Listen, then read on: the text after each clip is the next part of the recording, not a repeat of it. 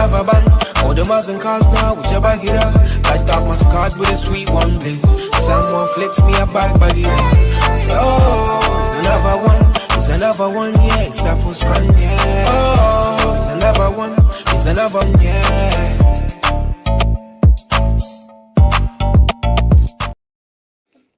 What's going on, people? Welcome into another episode of the Stay Waiting Show, presented to you by iBoxingHub in association with our sponsors, D-Rock Clothing.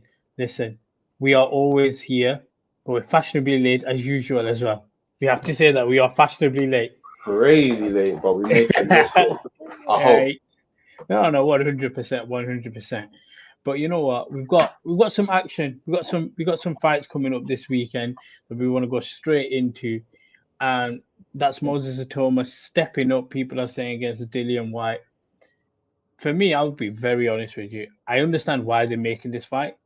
It's a great name to have on the resume whilst you're super early, and like the heavyweight division, it's just formulated into a point where the belts might get split and there's more opportunities.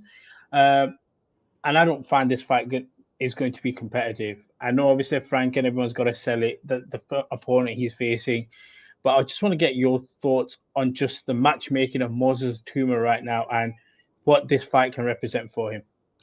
I think this is a good check for him to see. I know they're doing a thing of like they want to get him against a veteran with a name, but I think it's also good for him just to see. I try to pussyfoot around it. They're saying Dillian as a gatekeeper. That's the truth of it. But a good gatekeeper at that. A gatekeeper that's fought at world level, a gatekeeper that knows where it is to fight the best.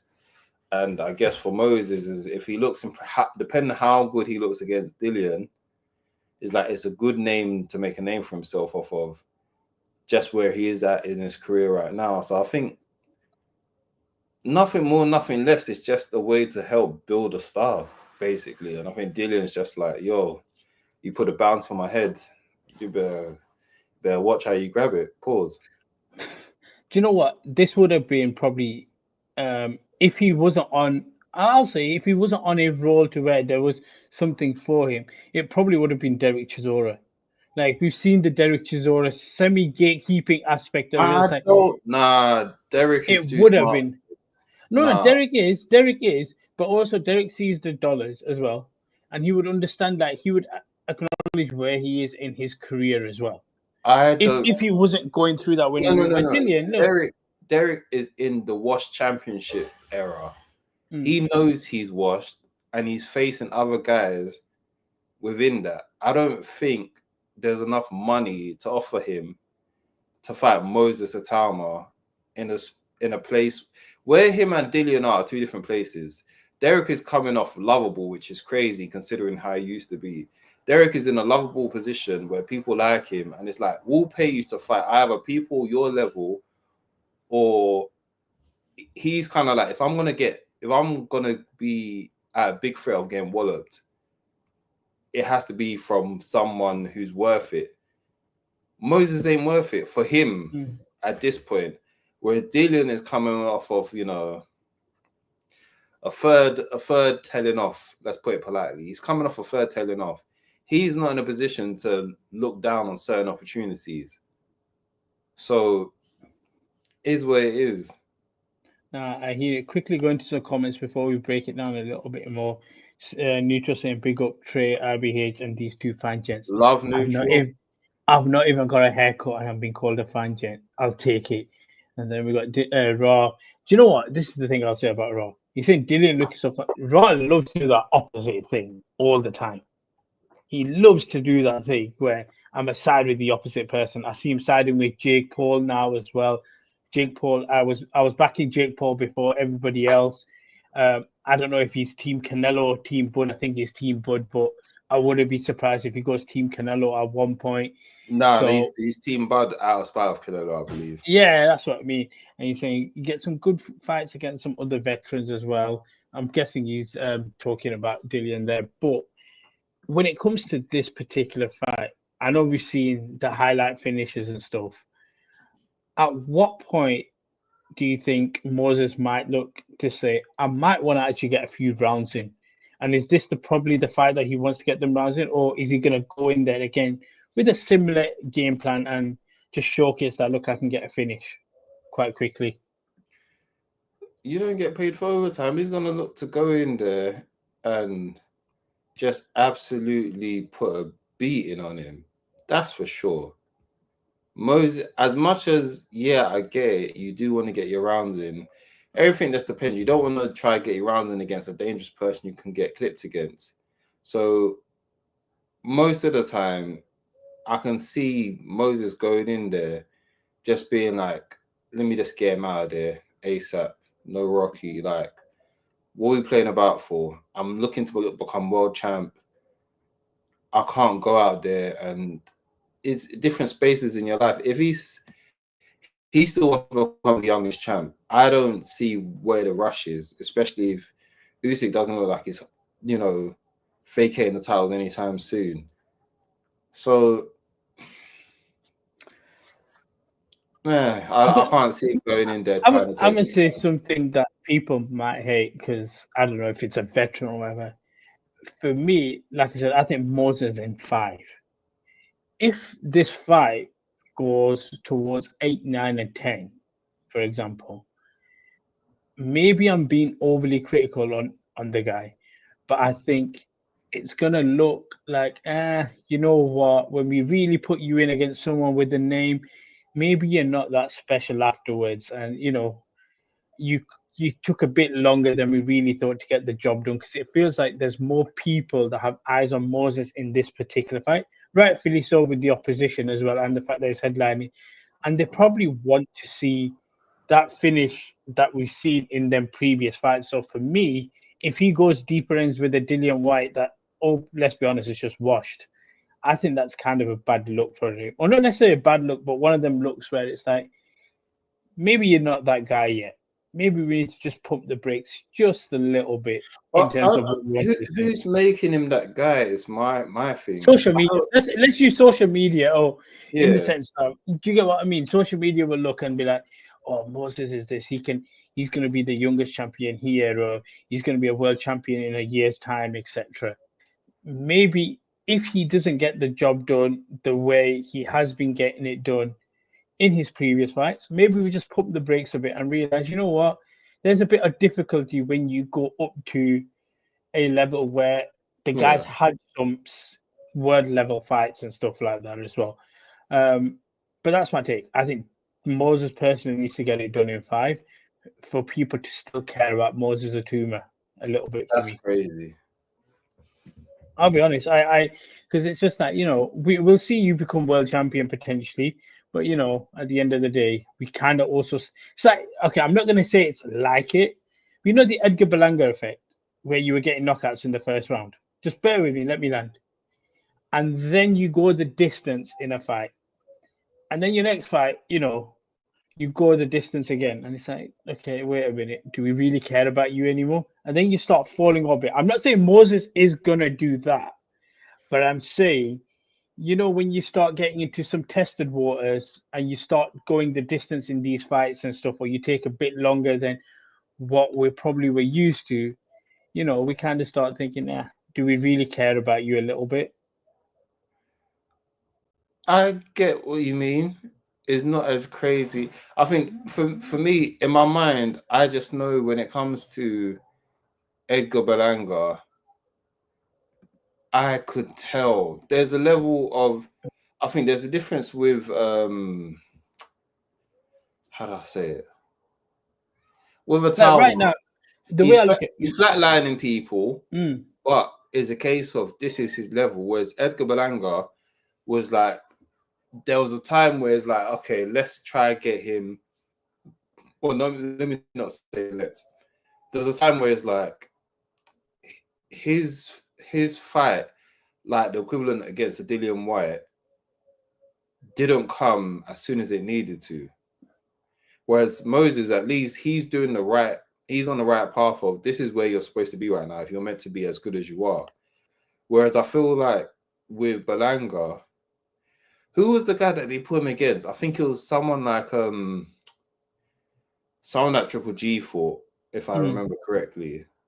And then it was like Berlanga just couldn't do it. It weren't even that Berlanga could have knocked the guy out. It was that Belanga couldn't do nothing to him. Yeah. And I think that's when people realize, and I think that's what Top Rank realized, you're not that guy. Whereas at least Dillian is credible enough that if Moses doesn't look as what's the word I'm looking for? If Moses doesn't look as impressive, you can still be like, fair enough, that's Dillian Whyte. Whereas with Belanga, I think, was it Rolls that he faced? I think it might have been Rolls. Yeah, Steve Rolls. Steve Rolls, where Belanga was kind of just like, yo, you're not a prospect no more. You're meant to be like beating this guy comfortably. Not even if you might not need to knock him out, but Belanga it got shown like your fundamentals ain't as good as they need to be. So Itauma, we're gonna see. He's, like I said, thankfully he's got youth on his side, so he can still change things. But I get the comparison. It was a rocky flight, but you landed. I always land. This is what I don't know. You don't. I always find a way to land. I always find a way to land. Because I don't know if it lands in the right destination, but yeah. No. Just from, like I said, I'm taking a super casual perspective in the sense that if you've been hurt, you're not even a boxer man, just a sportsman. You've heard about this guy, Frank Warren screaming about him, Tyson speaking about him, etc. And the one thing they're telling you is, oh, he's a knockout genius. He knocks people out. Then you tune in for the fight where there's a recognized name and you don't see that. You may give him one more shot. If you don't see any sign, that casual fan that is meant to possibly be in tune with this particular heavyweight then realize he didn't really live up to what these boxing guys were telling us about. So that's my landing point on that. Here's the thing. We are, I'd like to say we're somewhat casuals, but we know a bit more than the total casual. I think I can tell the difference between marketing hype and the hype of there might be something here. I think Itauma moves more on the side of there might be something here. However, I still proceed with caution, word to Naomi. But the people that have spoken for him outside of promoters, whether it's like there's other pros that spar with him, obviously spars and everything, but there's other pros that have sparred with him. And they were just like, yo, from when he was 15, he was giving older guys work. And they're just like, that's interesting to hear. I'm not putting too much eggs in that basket because there's a lot of, training room heroes out there that don't come on to be big pros. But there's credence to why he's got a lot of hype. Like I said, I'm not falling for promotional marketing, but I'm intrigued to see how good is this person that, people have been speaking on that. It's not just your promoter saying you're good. There's a lot of pros that's been talking, so it'll be interesting to see. Just quickly then, in terms of a prediction, like I said, for me, I've got Moses in 5, where to Shannon Sharp. But what's your prediction in this? I don't have one. I'll be honest with you. Do you know why? Because I do not know where Dillian Whyte is at the moment. I'll tell you where he might be in shape, like people brother, he's old. He's here for a bag. Collect your bag, disappear. He is, but at the same time, so was Dave Allen, and we saw what happened with him. And I'm not saying that Itauma's Fisher, far from, but those situations happen sometimes where it's like, yeah, you're gonna face that wily veteran that they're washed, but they're so crafty that if you're not on job, they'll pummel you. And Dillian Whyte is in that bracket of, yeah, he's there to be knocked out, but if you don't do your job, I'm there to pummel you. So these are one of those fights where, despite all the knockouts that Itauma's got, I'm not really I can't really judge it because that's what you're supposed to do. And it's good. He's doing what he's supposed to do. You're at the level you're supposed to. So now it's going to be interesting to see, okay, let's see how you look against someone who's formerly of a good level. And this will be a good indicator of just how good he can be. And it will be less about if he gets the finish, he was expected to get the finish. But it's like, how clean is it? How technical is it? How precise is it? Do you have that dog in you if it gets to that? Are there moments where you get clipped and we see you, sort yourself out and come back. So let's see. Well, the rest of the guys throughout the week will talk about the undercard and everything, but I've got to ask or go into Ben Shalom moving to the BBC. I mean, this was kind of the chatter about it all the way through, that if he's going to move, he's going to move to the BBC. DAZN's picking him up. It looks like there's 4 shows that are going to happen throughout the year. And I think Fraser Clark's headlining the first one. Just what do you think of the move, and how many of his fighters do you think he'll be able to keep throughout this BBC move? I think it's a brilliant move. He'll lose a lot of fighters, but however, what I will say is it will be the best thing for the rest of the. I think Ben Whittaker probably gone. Adam Azim, yeah, Frank Warren will pick him up. I think he will be gone. Callum Simpson has stated that he'll stay with him, and I feel like that is the rock that boxer need to build their upward trajectory on. That's a guy who's got he's got a following in the north. Forgive me for forgetting the specific place, but unless you remember, we'll move. I was gonna say Burnley, but I know it's not Burnley. Nah, I was gonna say Rotherham, but I'm not sure. It's somewhere not. They've done stadium shows, if I remember correctly. Barnsley's. Yeah, close enough. Lees and the Wires, but I feel like Callum Simpson is a good guy, clean cut British guy who's Commonwealth champion, I believe, at the moment. He does good, he does good numbers at the stadium venue. I think that is the guy, especially as well, being on the BBC. Yes, it's iPlayer, not quite BBC One, but I've been saying this for how many weeks, months, whatever.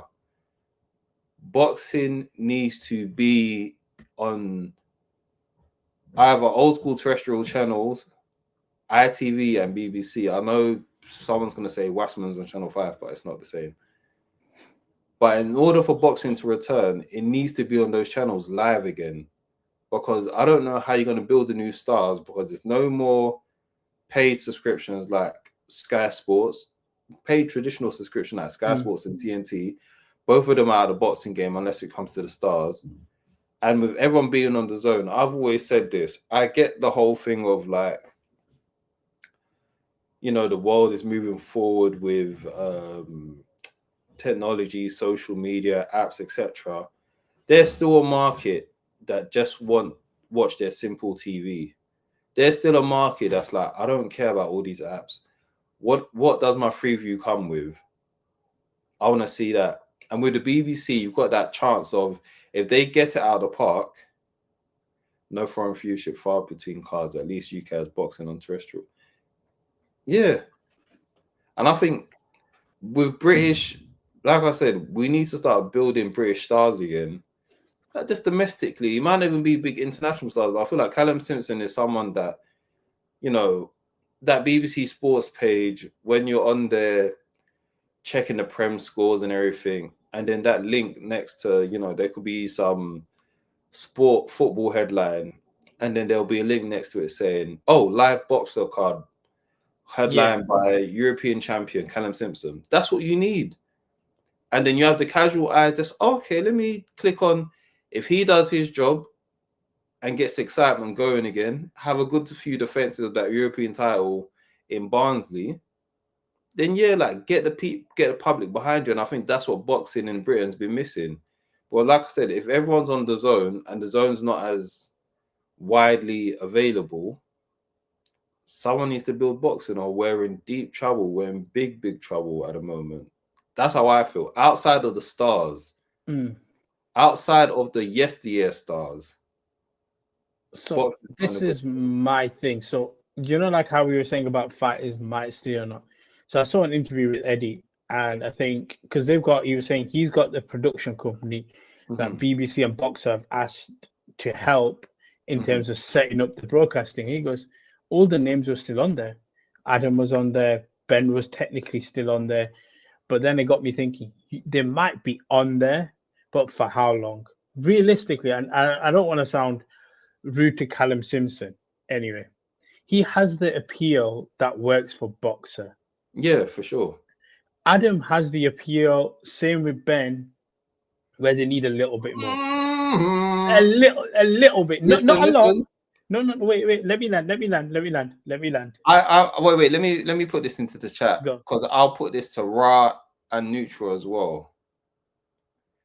Adam Azim, the timer's on. The time is on. The timer is on. But listen, this is what I'm gonna say. You was meant to be facing Dalton Smith, who's now fighting for a world title. Let me say this. Let me defend it. Let me defend it for one reason. Fan base anymore. Is looking very spooky. He got married. He got married. What's that got to do with anything? Plenty of boxers got married. Yeah, this is some people get married and some people haven't. They get married. Plenty of boxers got married and carried. And his fight got cancelled. Miguel Cotto had his babes at every single fight. What? I'm not trying to hear that. Have you seen how much preparation it takes for an Asian wedding? True. We can't just hire. Okay, let's say take 2025 out of the picture. Yeah, 2024. What happened?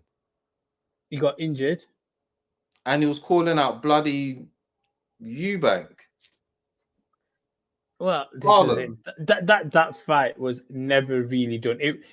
Do you know what? I will say this: Boxer had a stinker with that. And my man. No, that's my point. And I want Adam Azim to. You know me. I want him to succeed. I want him to bring back just the what's the word? That's my point. That's my point. British Asian contingency that used to back Khan. I want them to see that in Adam Azim. But that's my whole point.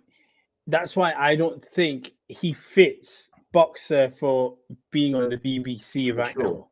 For sure. So when you go to Queensbury is Azim. Azim is Queensbury. Yeah. When you do that, what I meant by they will have a little bit more appeal than just being on the BBC is we're going to see them more. We're going to see them present at probably a lot more Queensbury events, just broadcasting from that side of things. And you know what? I still think it was horrible for them to leave TNT, but you know, I'm sure Frank probably knows better. There was a reason probly behind it. Frank we put everyone on the same platform, and it makes it a lot easier.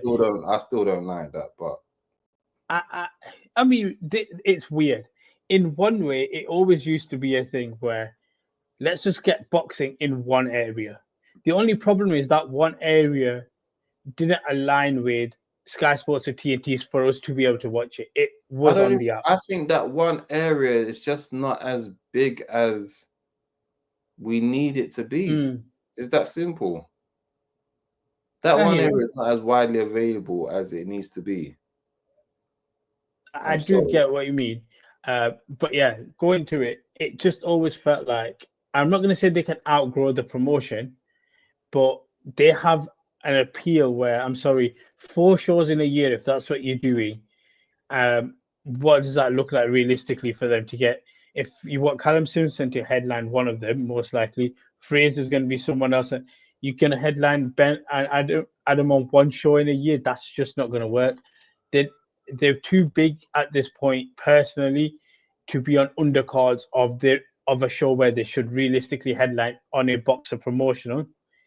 But for Queensbury and your matchrooms, you can fit them in a stacked card and be on the undercard, and it works.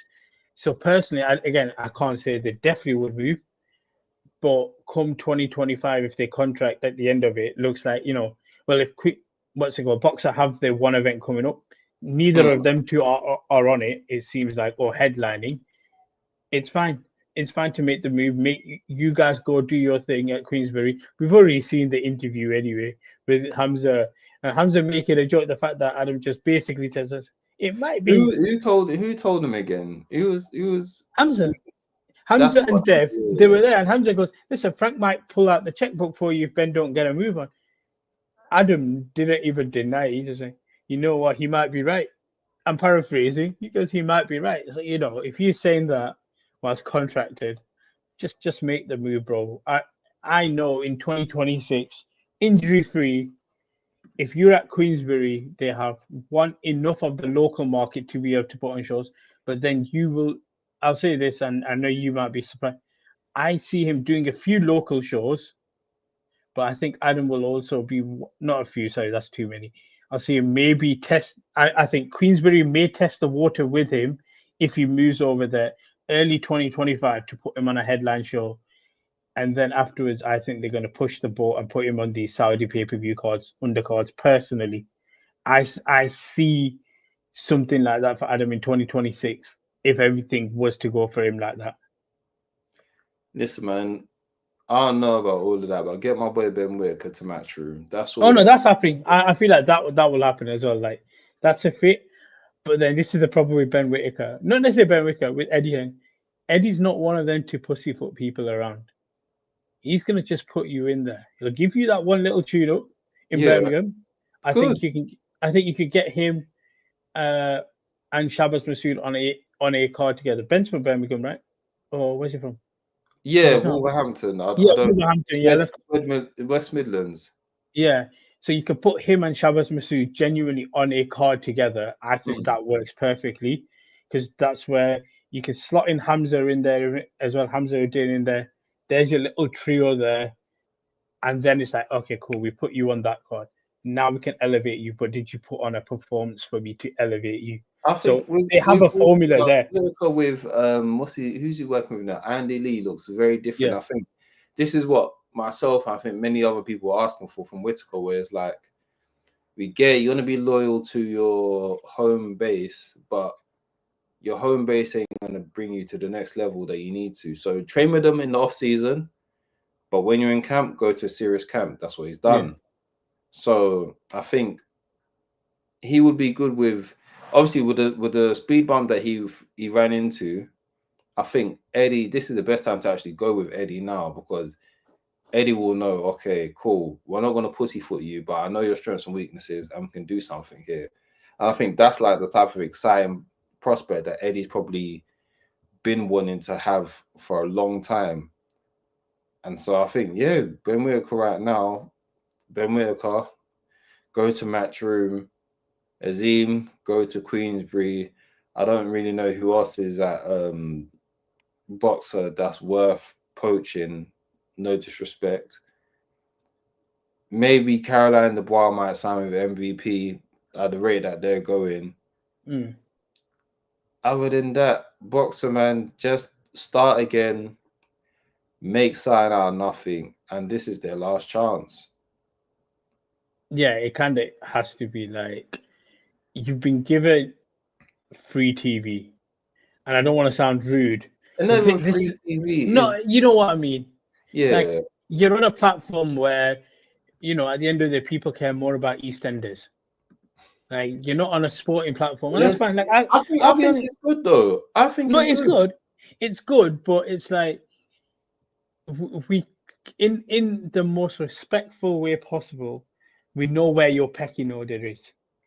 Even within the BBC, we know where your pecking order is with your new broadcaster. BBC Two, Golf Masters highlights, you might be put on just before there, or you're going to be on the iPlayer. I think iPlayer is not that bad for me personally. No, iPlayer is not bad. iPlayer is good in the fact of, like I said, all you need to do is give them a good slot on the BBC website where there's a football headline on the left side. On the right side, you can see that little live free boxing. And all you need is that one performance to then get... I think all it takes is one or two cards where it's amazing. And then you can get that Saturday night slot on BBC One. I don't think you're getting that. I think, listen, there's that period where there's no Strictly Come Dancing, having off season, and then... You know why? I'll tell you why. You know what you're always going to clash with on Saturday night? What's that? For the majority of it, Match of the Day. No, but Match of the Day is like what, 10:30? Yeah, you ain't getting a broadcast. Let me tell you something. Plenty boxer cards that finish before 10:30. Remember, we're not talking about all the big timers are the ones that get the stretch over like 11 and everything. All the others is like, yeah, a nice what? You got to be done for 10 because then the news is on at 10:05. I think that can work. I honestly think.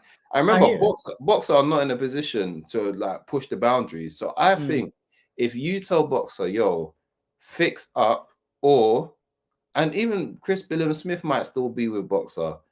I think, yeah, I think that's a good way to just be like, listen, fix up, run a good ship.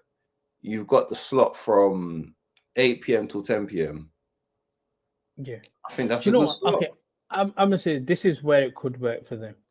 So then they can run a full card, and it's a bit nasty, but screw it, it's the business, right? We're gonna give you 8 p.m. to 10 p.m. for your show if he gets to BBC One. The undercard, I'm sorry, you stay on the iPlayer, and then we run a broadcast from the undercard all the way to the main card on the iPlayer, but the main card can then go on. For sure. The actual thing. I don't think that's disrespectful. I think that is good because sometimes you need to test the waters of let's just test the main event waters. Let's just test the main event waters sometimes. Sky used to do that, but Sky did it in a way that was just nasty, where you can tell they didn't give a shit. Oh yeah. But I'm saying like, a nice little main event, nice 2-hour slot. Yeah. Let's see if you can bring in some viewers.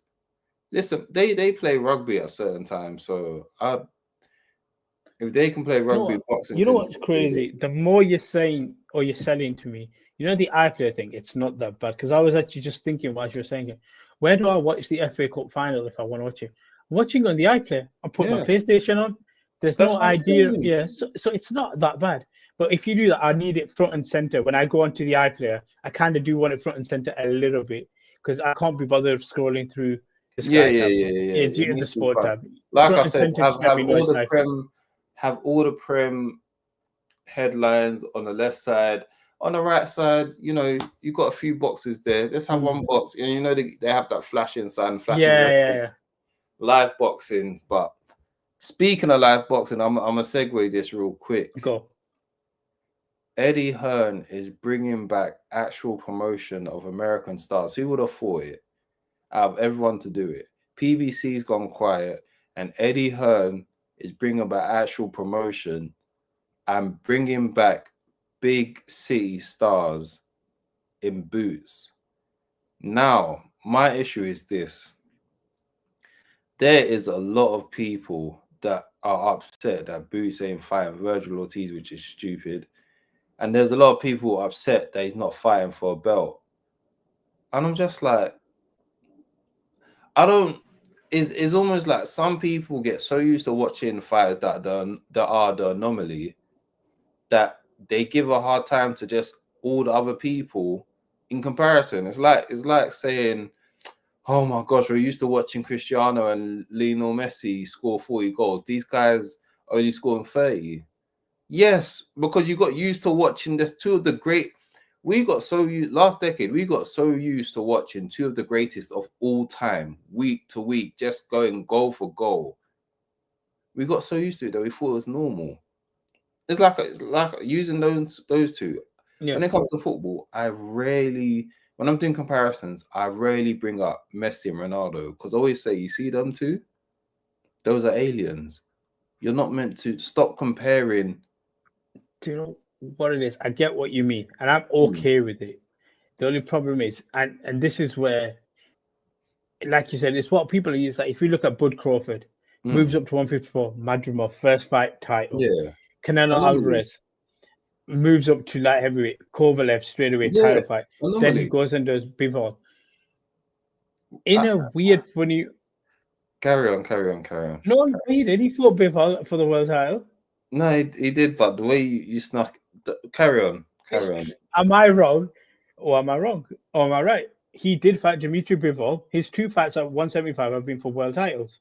Yeah, fair enough. Fair. Is the way you dropped it? I didn't. But carry on.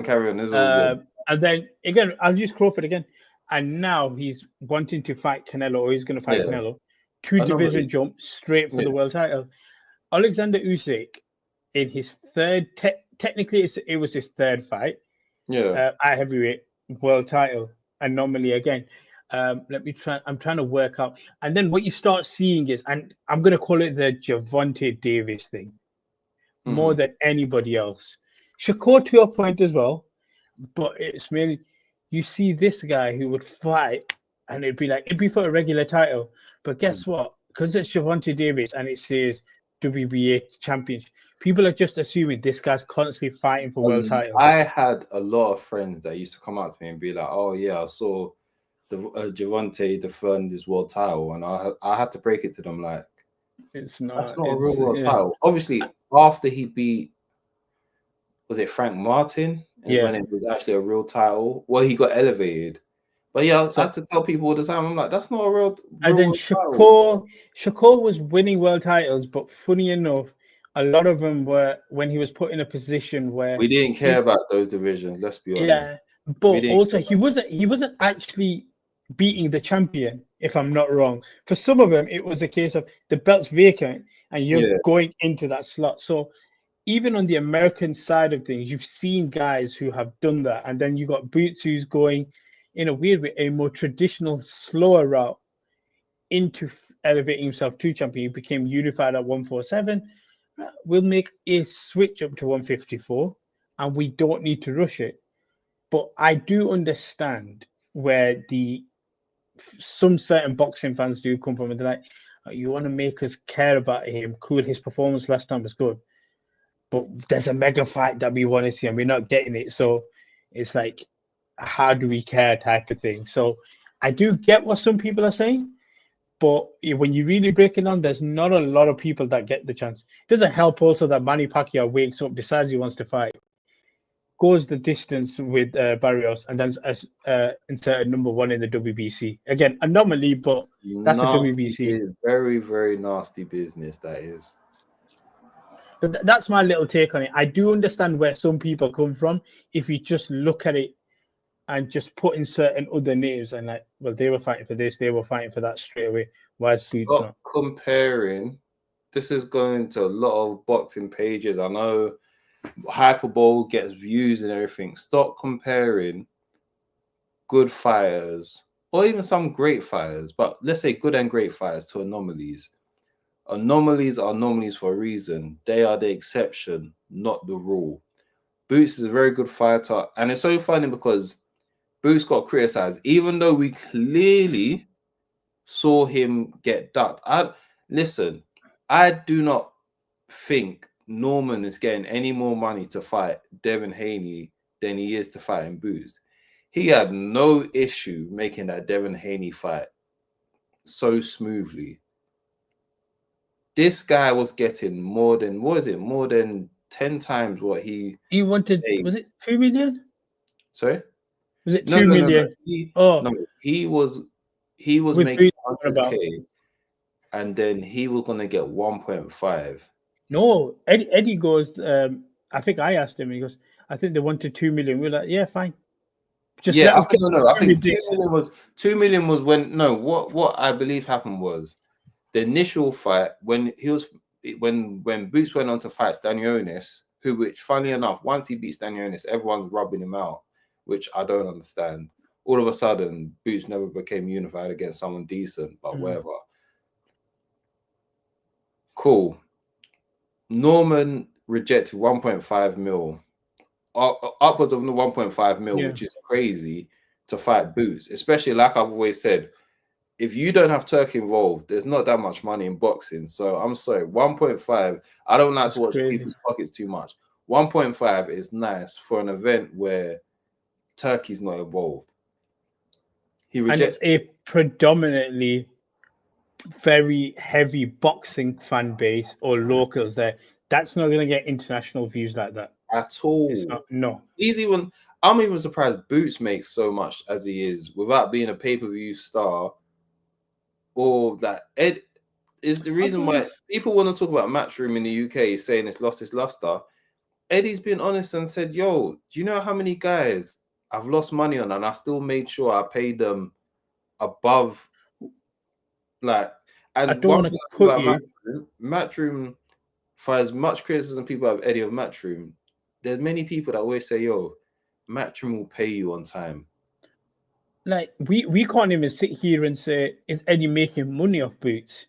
Because we don't know. He might be seeing the bigger picture, and he may break even or incur a small loss or a little win, but it's not going to be substantial. It's not going to be, when you were working with Canelo Alvarez's or your Oh AJ's. no. You ain't making a lot on this guy. What you're doing is creating a project. Yeah, basically. That's what he's doing. He's trying to create the next American star, which I like the way he's going about it, and he's doing it without Turkey. And it's like the Normans were like, I think Eddie kept on trying to tell them, this ain't to do with Turkey, so stop thinking that this is what it's going to be. So Norman ducked him. Then, who was the other welterweight champ? Barrios ducked him, but Barrios had Pacquiao, so I understand why he ducked him. He done the right thing. Yeah. And then the other two, like, obviously, Boots already had one belt, and another belt he unified. And then he also realized, oh, well, you guys don't want to fight me. Let me go out to 154 where I'm less weight drained and see if they'll... So, and he's in an eliminator, so I don't understand why people are complaining. I'm going to show you the clip. I'm going to play the clip because I asked him, funny enough, about this. Yeah, alluded to the fact that... Can I just get your comments then on the Normans and basically... We ain't going to be able to. I can hear it. No, keep going. Yeah, and basically alluded to the fact that Boots has moved up to 154 to avoid him. I mean, like, look, this is the reality. Bring it to the mic more. After the Stanionis fight, we contacted Top Rank and we said, we want to do a deal for Boots to fight Brian Norman. They said, great, let's get on it. Right? We love Top Rank. They want to make big fights. They contacted the Normans and they said, oh, we're fighting in Japan. We're going to get this fight out of the way and we'll talk about it after that. Like, no, we need to know now because if not, we're going to move up to 54. Oh, we're not willing to talk about the fight. We offered them $1.75 million to fight Boots about 6 months ago. They said we want $2 million. And after the Stanionis fight, we said we'll give you the $2 million. And they still didn't want to take it. So of course, now we're moving up. How convenient that all of a sudden, I can't believe they've moved up. We were dying for that fight. They're dying for it. But he can go back and we'll see what's next. Can I just get your... So yeah. And listen, he done the, like Ross saying, he did the right thing moving on from 147. And in all fairness, 154, hopefully his body fills out more, he's less weight drained, he puts some performances. Please, I beg everyone, stop including Errol Spence in his 154 tour. Bro, listen, that's my boy. Just let him breathe. Let him enjoy his form. Let him enjoy enjoy every day. I do not care if Spence hasn't said it himself. That guy is retired until further notice. Yeah, like retired until further notice. I won't lie. I genuinely can't see a reason for Spence to come back right now. I don't want him to. There's no one. I don't want him to go out there and get beaten up by people who shouldn't get beaten up because the boxing, his time in boxing's already done a number on his body. Then obviously, to his own admittance, his lifestyle didn't help how he was moving at the time. And then the multiple car crashes that he's been in, and thankfully, he survived and he's healthy. It's like his body is a wreck. I don't think. But I will say this though. I am going to quickly say this. I am still a sicko. I do still want to see. I know we talk about fighters that shouldn't come back, but I'm going to put it out there. At every podcast, every opportunity I can get. Just because I have the funds, I have the means, I have the accessibility, you know where I'm going with this. And if you don't, I need to see Floyd Money too. I'm a sicko for it because I have the accessibility for it. This is so nasty. Listen, man. We're not going to cut the pod though because I have one question to ask you before we do wrap up. We're a month away. 1 month away, if I'm not wrong. Sound like that. From Crawford Canal. I think it might be 1 month to the day. Is Dana still promoting that or no anymore? Yeah, bro, Dana's all in. Dana's all in for that shit. 1 month away. I'm happy that I'll say this. I'm going to say this on people. I'm happy the promotions just simmered a bit. We got the bulky side of it right at the start. We're just easing into letting both guys kind of do their thing, but I will say this, normally a week before a fight it picks up. We need 2 weeks for this one. I do want to see 2 weeks. Yeah. I need 2 weeks of proper good content coming out. We and still Netflix, haven't got. I think the last time we spoke about this, we said we need like a 24/7. We still haven't got that. Yeah, we need something. Maybe they start bringing that. But 1 month out, where's your head at right now? Because I'm going to say something that might sound. No, are you Team Crawford because you want him to win, or Team Crawford because you think he can win? Or you expect him to win? There's a difference. Not expect him. Want him to? Yes. It is 60% want him to win. 40% I believe he can win. Because I was Team Conference with Canelo, but I'll be honest. 0% expect him to win. Me? No, I'm saying for myself. Oh. I'm not gonna say to say expect him to win is like that's crazy to me. Okay. But want him to win 60%. What was the other option? Not expect, but do I think he can win? That's 40%. I don't know what it is. Maybe, and I'm not putting them on the same boat, but you're gonna have to let me land again on this. Go on. So I remember when Hamza and Belanga was made, I saw this concept of it. Just bear with me. Let me land. Go on. I heard, oh, this is a super troubling fight for Hamza Shiraz. He's going up against Edgar Belanga. This is a 50-50 fight. Hamza went in as a betting underdog right at the start. I even thought, okay, maybe I could be worried. Honestly, I thought that a little bit about Canelo as well. And then literally around the same period, I was like, what the hell was I thinking? Hamza Shiraz is going to dog walk this. I'm going to say this right now. Canelo Alvarez is going to cruise this fight. He's been cruising. No, but I'm talking about the fact that he's fighting an elite fighter now. He's going to have fun again for another 12 rounds. I don't think it's going to be. I don't think it's going to be challenging for Canelo Alvarez at all. That's interesting. I genuinely don't feel it's going to be challenging for him. That's interesting. He's been cruising, but how challenging it will be interesting to see. But he's been cruising. He's been. Like I said that last fight he had was some of the nastiest cruise control I've ever seen in my life. He didn't even, at least with Belanga, he dropped him and then he cruise controlled. That last fight, he was just. You know why that was cruise control? He was just like, this is sparring. I'm getting paid for sparring right now. It makes sense why he was on ultimate cruise control. They had agreed, they had done so much promotional backstage work prior to the William Skull fight. Prior to William Skull, they did so much promotional work, that pre-recorded shit. They was like, you know what? Let me just. Oh no! Have you not? No, I promise you. That was minute. Canelo said. No. That's my whole point. That's my man. Is it Marshawn Lynch when Canelo was just on I'm only here to not get fined type of promotion? Yeah. That's why they had done. They had pre-recorded so much promotional stuff for Bud versus Canelo. Oh, okay. This was, yeah. Prior to the William Skull fight. Yeah. Which, looking back at it, okay, it's nasty work for me when I say this. It makes sense why he just didn't give it. He didn't care. He was like, yo, let me just save my body. Let me just save it completely. I don't think it's nasty work because you know me. I'm always on a thing of, listen, man. It makes sense though when you look at it. Like, he didn't try. Go get paid, but it made sense. But it was just right nasty that there was people getting denied. People were getting denied. You know, championship fights. Yeah. They're champions right now, innit? Well, it was for undisputed, so I understand why they did it now. Looking back at it, because now the weakest, most nastiest undisputed fight I've ever seen. I could probably find worse. No, you can't. Tell me. I got from the top of my head. Absolutely, that's what I said. I could find. I can't. I didn't say. No, there. I never said I can tell you worse. I said I could probably find worse. I'm saying you won't. There has never been a more nasty undisputed fight that we've just not cared about. And you cannot blame Canelo for being head and shoulders above the division.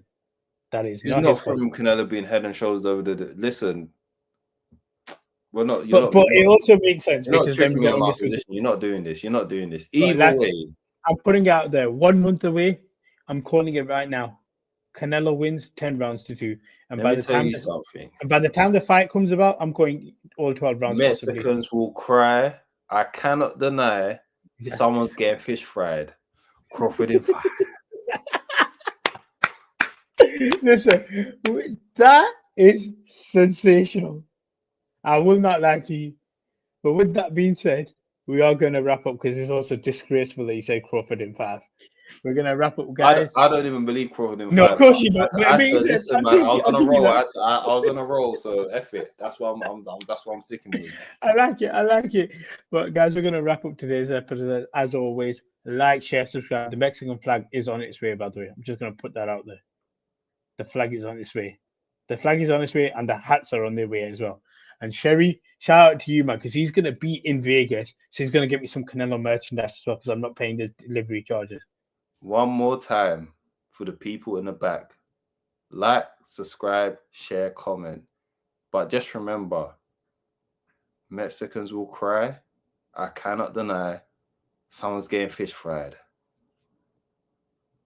Crawford in 5.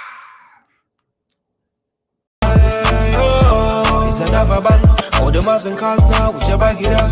Light up my card with a sweet one bliss. Someone flicks me a back it up. So, it's another one. It's another one, yeah. It's a full strand, yeah. Oh, it's another one. It's another one.